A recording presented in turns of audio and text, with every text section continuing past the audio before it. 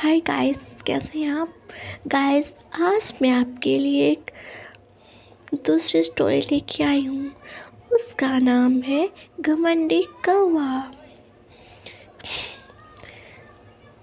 हंसों का एक झुंड समंदर तट के ऊपर से गुजर रहा था।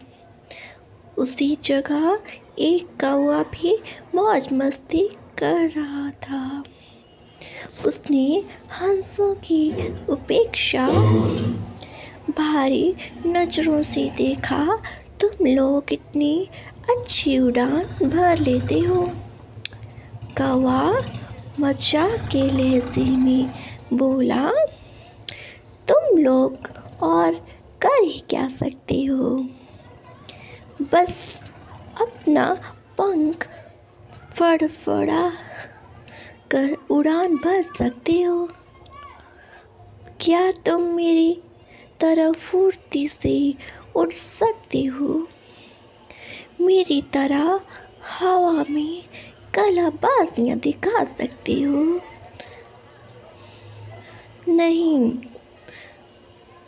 तुम तो ठीक से जानते भी नहीं कि उड़ना किसे कहते हैं।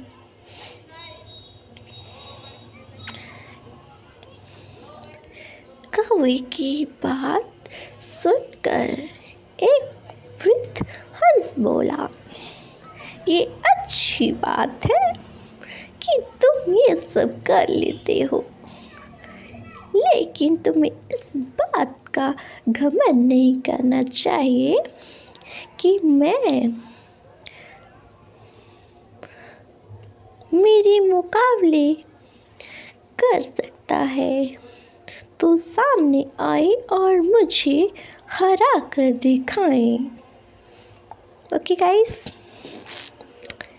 एक युवा नर हंस ने कौवे की चुनौती स्वीकार कर ली। तब तय हुआ कि प्रतियोगिता 2 चरणों में होगी। पहले चरण में कौवा अपने करतब दिखाएगा और हंस को भी वही करके दिखाना होगा। और दूसरे चरण में कौवे के हंस के करतब दोहराने होंगे। प्रतियोगिता शुरू हो गई। पहले चरण की शुरुआत कौवे ने की।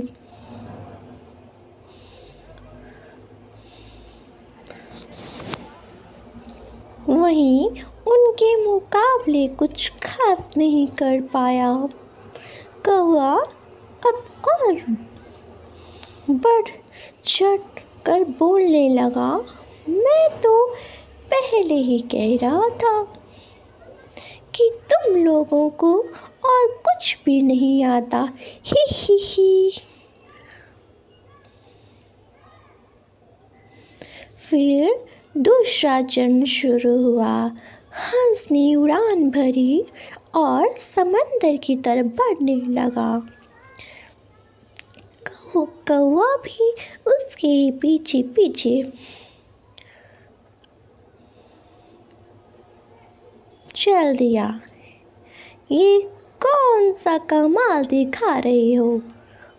भला सीधे सीधे उड़ना भी कोई चुनौती है?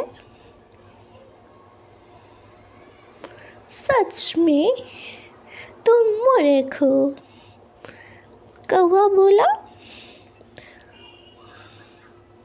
पर हंस ने कोई जवाब नहीं दिया और चुपचाप उड़ता रहा। धीरे धीरे वे जमीन से बहुत दूर होते हुए और कौवे का बड़बड़ाना भी कम होता गया और कुछ देर में बिल्कुल ही बंद हो गया और कौवा अब बुरी तरह से थक चुका था। इतना ही नहीं, अब उसके लिए खुद को हवा में रखना मुश्किल हो गया था। वो बार बार पानी के करीब पहुंच रहा था। कौवे की स्थिति समझ रहा था, पर उसने अनजान बनते हुए कहा, तुम बार बार पानी को क्यों छू रहे हो?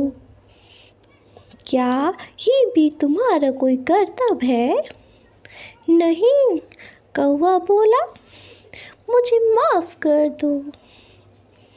मैं अब बिल्कुल थक चुका हूँ। यदि तुमने मेरी मदद नहीं की तो मैं दम तोड़कर मर जाऊंगा। मुझे बचा लो, मैं कभी घमंड नहीं दिखाऊंगा। इस पर हंस को कौवे पे दया आ गई और उसने सोचा कि चलो, कौवा सबक तो सीख गया, अब उसकी जान बचाना ही ठीक होगा। वो कैसे कौवे को अपनी पीठ पर बैठा कर वापस तट की ओर उड़ान भरकर चला गया। दोस्तों, इस बात को समझना चाहिए कि भले हम पता ना हो, पर हर किसी में कुछ ना कुछ क्वालिटी होती ही है जो उसे विशेष बनाती है। और भले ही हमारे अंदर हजारों अच्छाइयाँ हो, पर यदि उस पे हम घमंड करते हैं ना, तो देर सवेर ही से हमें कौवे की तरह शर्मिंदा होना पड़ता है।